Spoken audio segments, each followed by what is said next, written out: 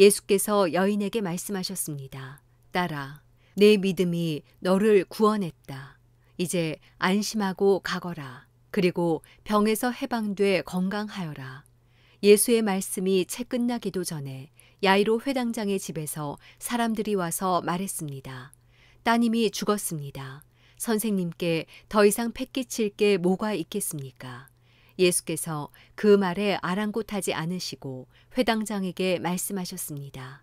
두려워하지 말고 믿기만 하여라. 그리고 예수께서 베드로와 야고보와 야고보의 동생 요한 외에는 아무도 따라오지 못하게 하셨습니다.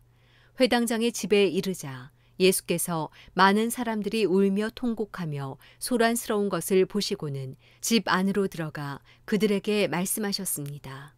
어째서 소란하며 울고 있느냐? 아이는 죽은 것이 아니라 그냥 자고 있는 것이다. 그러자 사람들이 예수를 비웃었습니다. 예수께서 사람들을 모두 밖으로 내보내시고 아이의 부모와 함께 있는 제자들만 데리고 아이가 있는 방으로 들어가셨습니다. 예수께서 그 아이의 손을 잡고는 아이에게 달리다굼 하셨습니다. 이 말은 소녀야, 내가 내게 말한다. 일어나거라 는 뜻입니다. 그러자 곧 아이가 일어나더니 걸어 다녔습니다. 이 소녀는 12살이었습니다. 이 일을 본 사람들은 몹시 놀랐습니다. 예수께서 이 일을 아무에게도 알리지 말라고 엄하게 말씀하셨습니다. 그리고 아이에게 먹을 것을 주라고 말씀하셨습니다. 마가복음 6장. 예수께서 그곳을 떠나 고향으로 가셨습니다.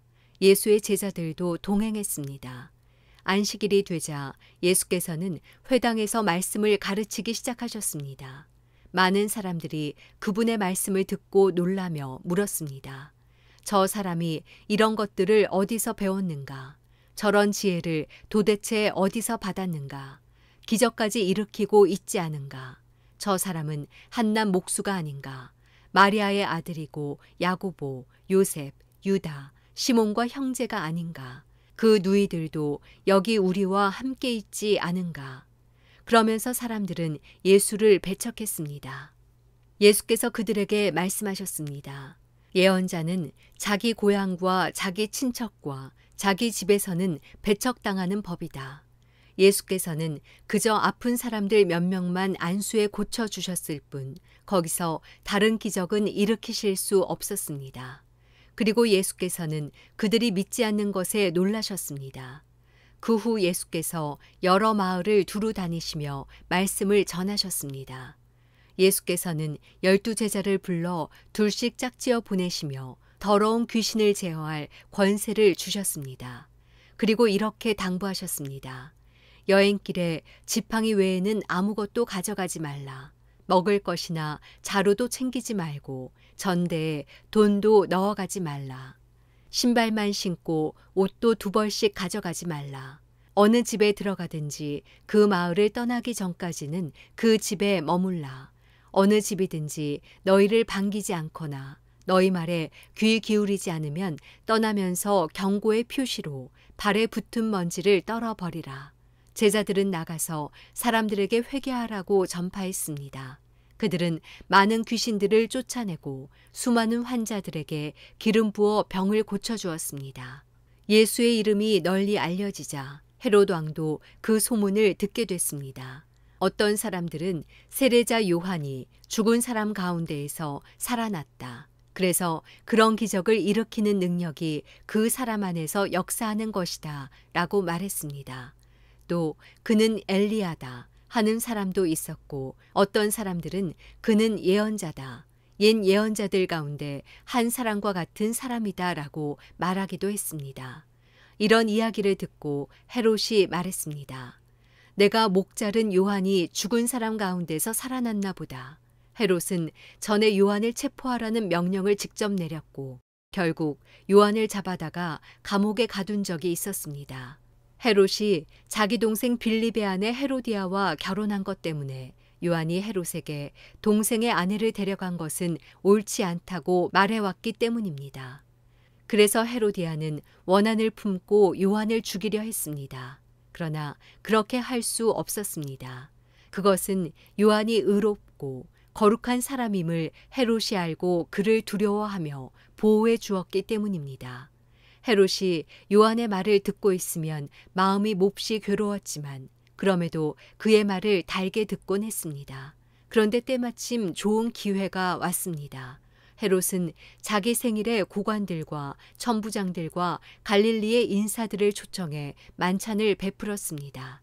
그때 헤로디아의 딸이 들어와 춤을 춰 헤롯과 손님들을 즐겁게 해주었습니다. 왕이 그 소녀에게 말했습니다. 무엇이든 내가 원하는 것을 말해보아라. 내가 다 들어주겠다. 헤롯은 그 소녀에게 맹세까지 하면서 약속했습니다. 내 소원이 무엇인지 말해보아라. 내 나라의 절반이라도 떼어주겠다. 소녀는 나가서 자기 어머니에게 물었습니다. 무엇을 달라고 할까요? 그 어머니가 대답했습니다. 세례자 요한의 머리를 달라고 해라. 소녀가 곧장 왕에게 달려가 요구했습니다. 지금 곧 세례자 요한의 머리를 쟁반에 담아 제게 주십시오. 왕은 몹시 난감했습니다. 그러나 자기가 맹세한 것도 있고 손님들도 보고 있어서 그 요구를 도저히 거절할 수 없었습니다. 그래서 왕은 곧 호위병을 보내 요한의 목을 베어오라고 명령했습니다.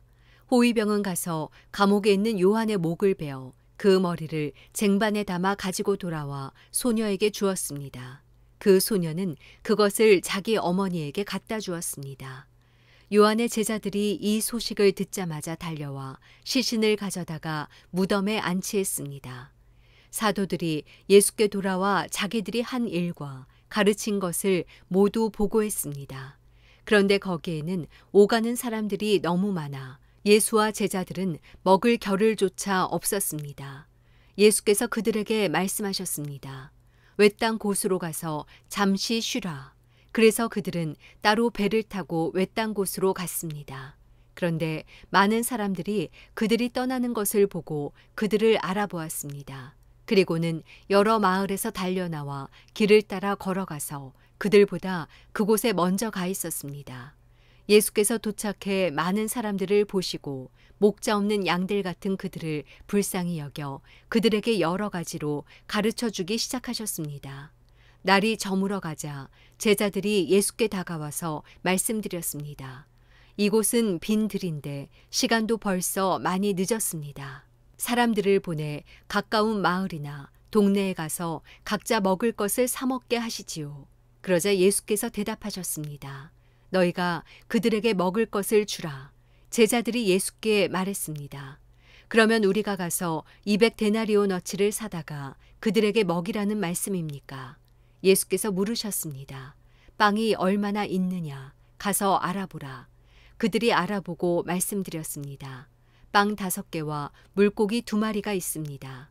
그러자 예수께서는 사람들을 모두 풀밭에 무리를 지어 앉히라고 제자들에게 지시하셨습니다. 그래서 사람들은 100명씩 50명씩 무리를 지어 앉았습니다. 예수께서는 빵 5개와 물고기 2마리를 들고 하늘을 우러러 감사 기도를 드린 후 빵을 떼셨습니다. 그리고 제자들에게 주어 사람들 앞에 갖다 놓으라고 하셨습니다. 예수께서는 물고기 2마리도 그들 모두에게 나눠주셨습니다. 사람들은 모두 배불리 먹었습니다. 제자들이 12바구니에 남은 빵 조각과 물고기를 모으니 12바구니 가득 거두어 드렸습니다.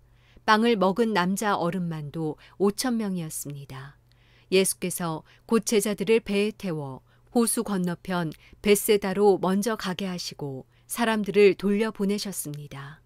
그들을 보내신 뒤 예수께서는 기도하려고 산으로 올라가셨습니다.